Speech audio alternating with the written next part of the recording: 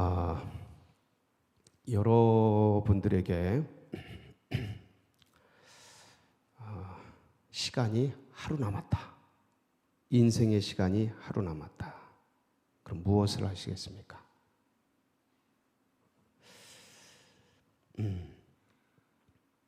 한마디로 말하면 이제 내일 세상을 떠난다. 내일 오후 3시에 세상을 떠난다. 그러면 내가 무엇을 할까? 어떤 철학자는 그러더라고요. 내일 지구가 종말을 해도 오늘 사과나무를 심겠다. 희망을 심겠다 이거죠. 무엇을 할까? 내가 무엇을 하려고 할까? 예수님은 내일 오후 3시에 돌아가시죠. 기도하셨어요. 기도. 근데 그 기도의 내용이 가슴을 칩니다. 그래서 오늘 우리가 그 예수님의 최후의 기도를 함께 보면서 뭘 위해 기도하셨나? 그러니까 그것은 마지막 이제 유언적 기도가 되지 않겠습니까? 근데 그 기도 내용 속에서 그분의 가슴 속에 담긴 것을 우리가 볼 수 있게 됩니다. 그래서 우리도 그거 위해 살자. 우리도 그걸 가슴에 두고 살자. 그러면 그렇게 인생을 살아간다면 그것이 주님이 가장 원하시고 기뻐하시는 온전하신 뜻을 품고 살아가는 삶이 되겠습니다. 그래서 그 내용을 한번 함께 살펴보겠습니다. 요한복음 17장은 예수님의 기도인데 대제사장의 기도라고 이제 불리는 그런 명기도입니다. 주님께서 이제 주기도문을 남기시고 또 이 대제사장의 기도를 남기시는데 가장 길고 아주 아름다운 그런 문장으로 되어 있습니다. 이 17장이 위치한 것은 유월절 만찬을 먹는 자리에서 기도하신 거예요. 요한복음 13장부터 이 17장까지 유월절 만찬이 진행이 됩니다. 마가의 다락방에서 최후의 식사를 하죠. 모였을 때 발을 안 닦아주니 누가 발을 닦아주셔요? 예수님이 이제 세족식을 하십니다.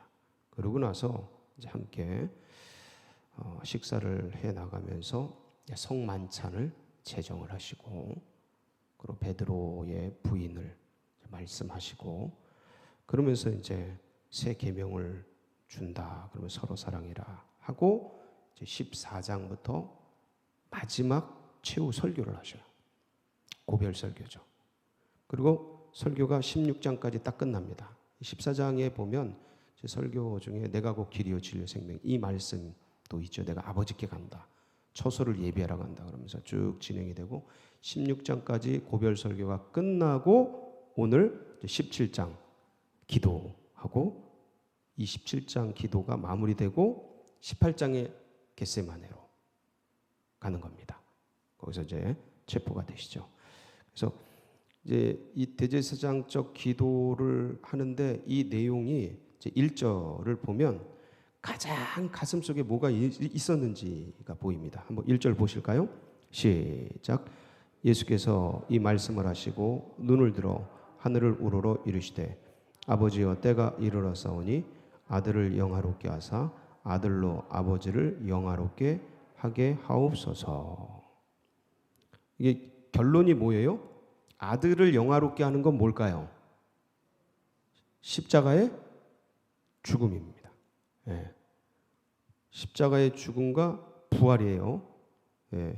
이 죽음과 부활, 이걸 통해서 이제 아들을 영화롭게 하는 거예요. 그런데 이 아들이 부유해지고 아들이 죽고 아들이 부활하고 아들이 내가 이 영광을 얻고 영화롭게 되려고 하는 이유가 뭐예요? 예수님이 그렇게 되려고 하는 이유가 뭐예요? 누구를 영화롭게 하기 위해서요? 아버지. 그러니까 이 예수님의 가슴 속에 새겨져 있는 게 뭐예요? 하나님의 영광, 하나님의 나라.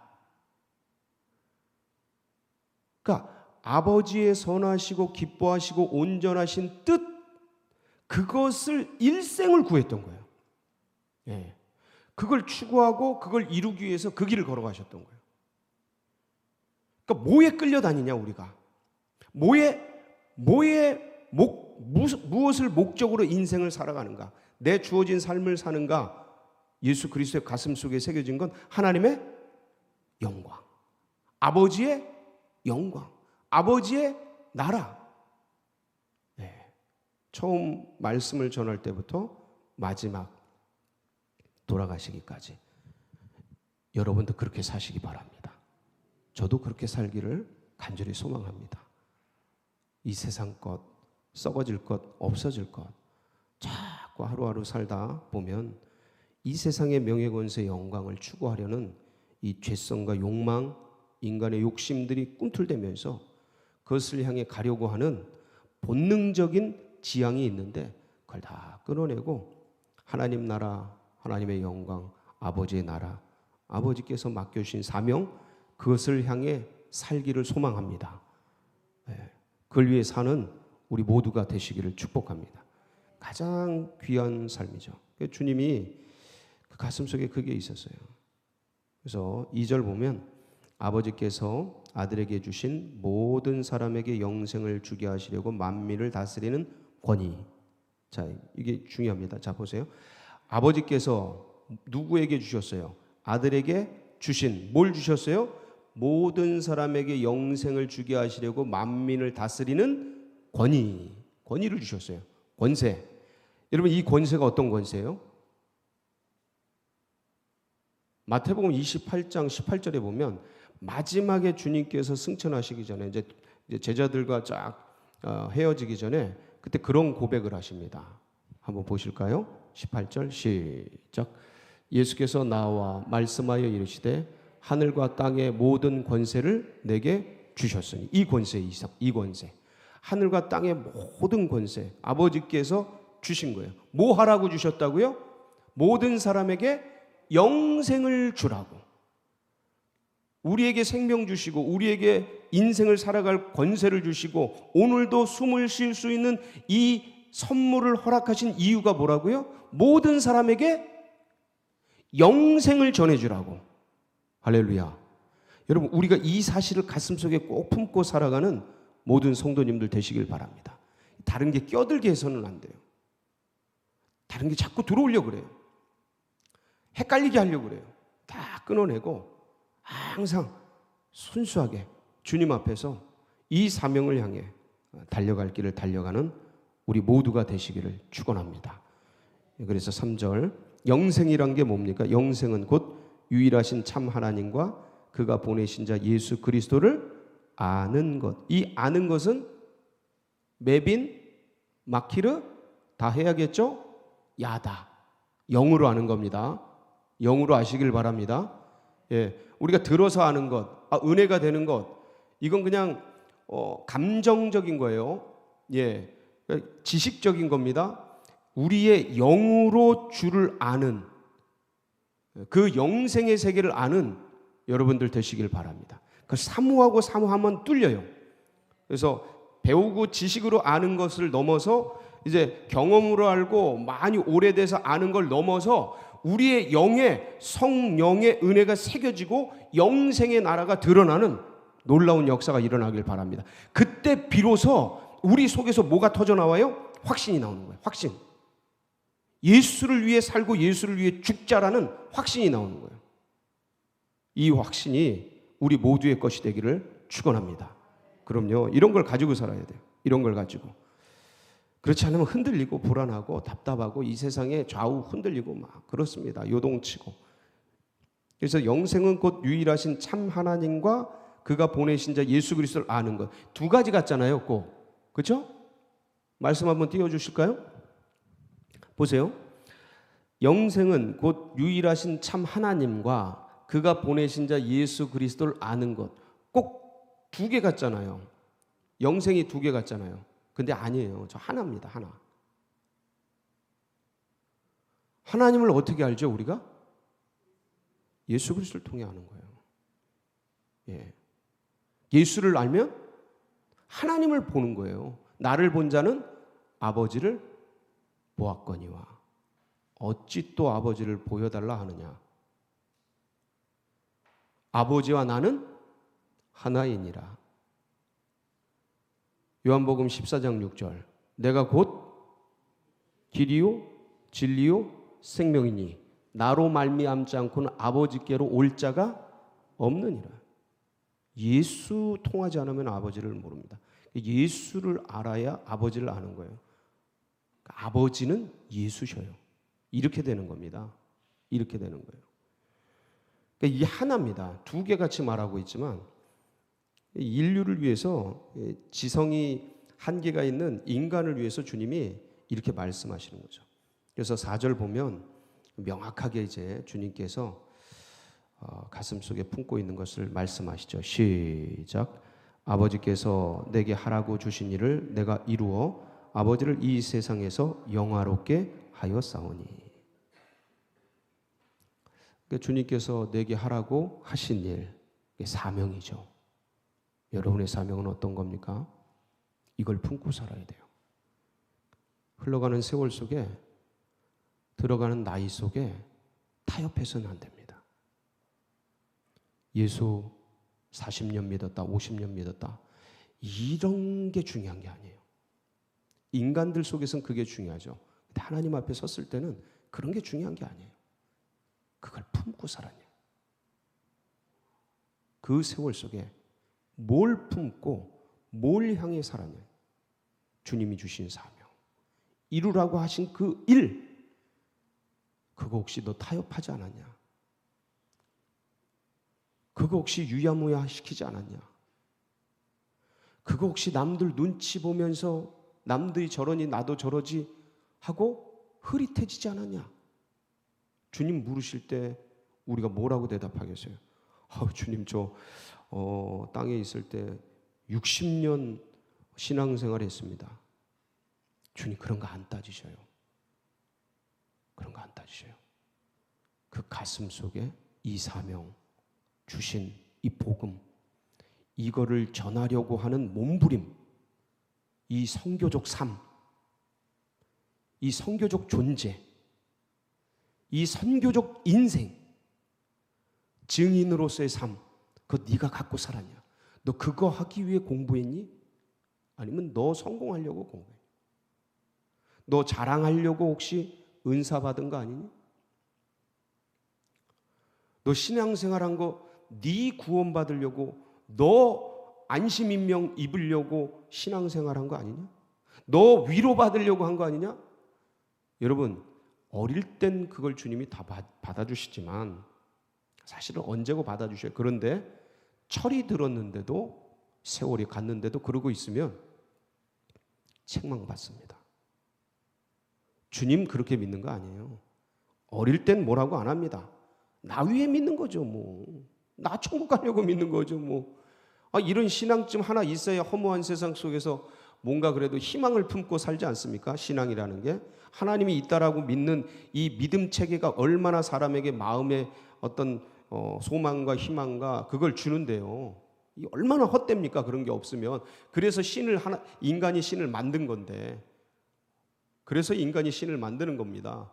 근데 진짜 계시는 그 주님을 믿는 이 믿음을 우리에게 주셨는데, 놀라운 은혜를 주셨는데, 이거 품고 살아가야 하는데 이거 놓치고 세상 것 혹시 대신되진 않았나?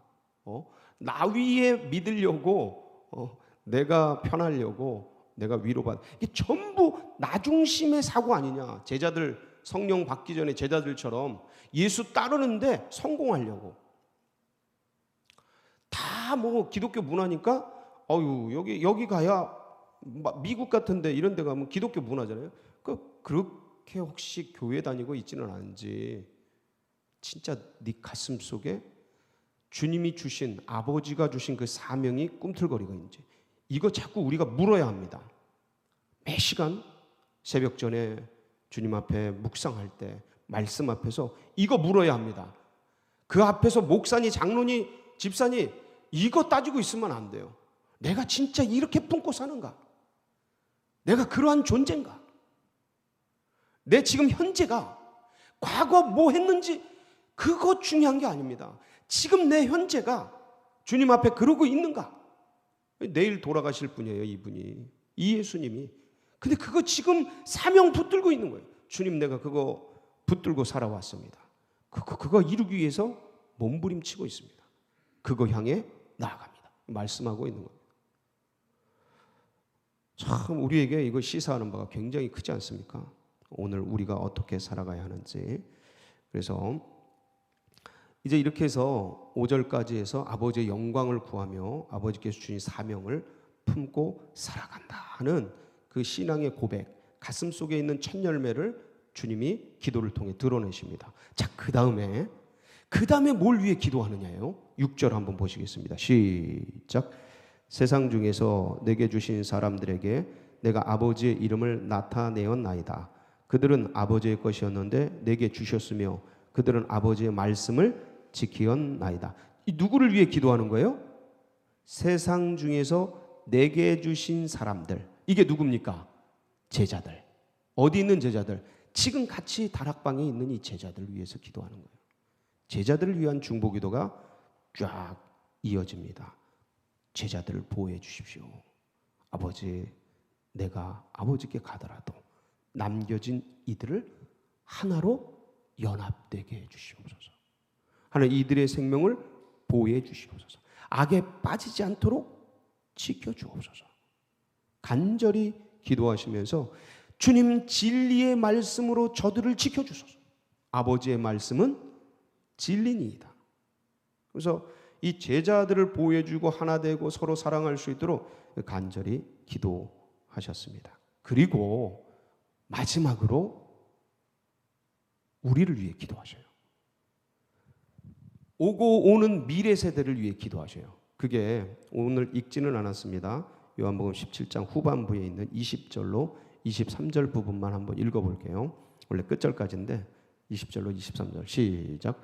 내가 비옵는 것은 이 사람들만 위함이 아니요 또 그들의 말로 말미암아 나를 믿는 사람. 자, 여기 보면 내가 비옵는 것은 이 사람들은 누구예요?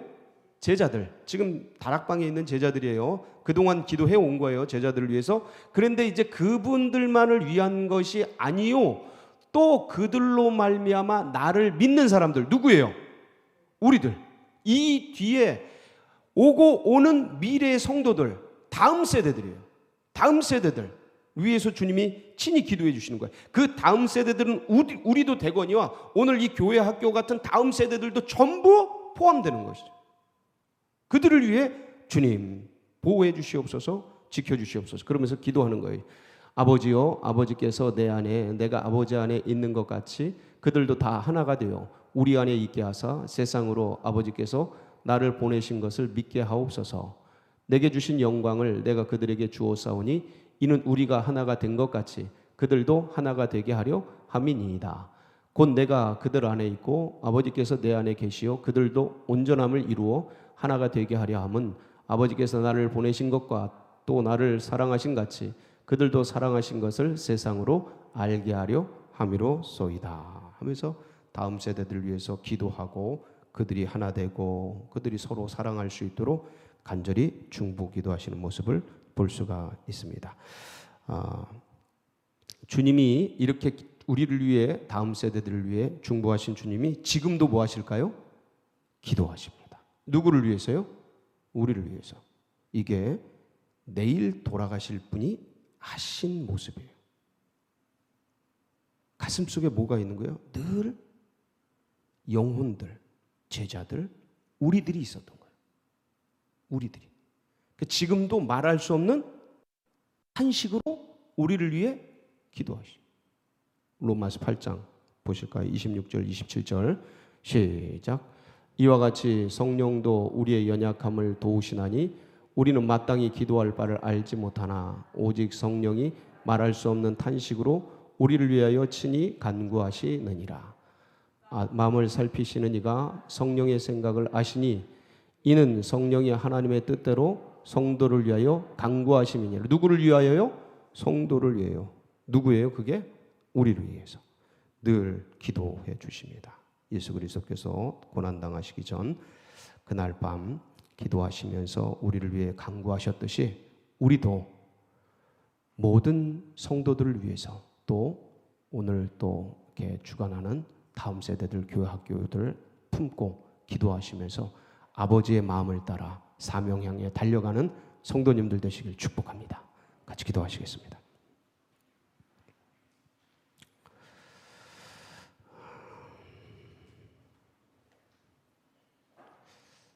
참 주님이 우리의 삶의 모범이 되십니다. 그래서 오늘 하루를 살 때도 주님이 걸으셨던 품으셨던 이 마음 품고 살아갈 수 있도록 그래서 이런 신앙과 이런 믿음들이 다음 세대들에게도 흘러가고 새 가족들의 가슴속에 새겨지도록 위해서 기도해 주시고 그래서 이 신앙과 이 믿음이 온 세상에 땅끝까지 전해지도록 그 일들을 위해서 우리 서울제일교회를 주님께서 세워주셨습니다.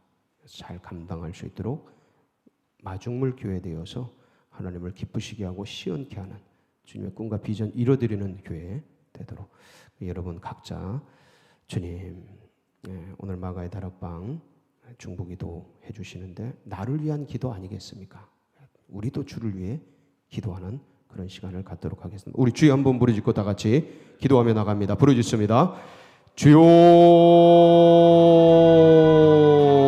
할렐루야.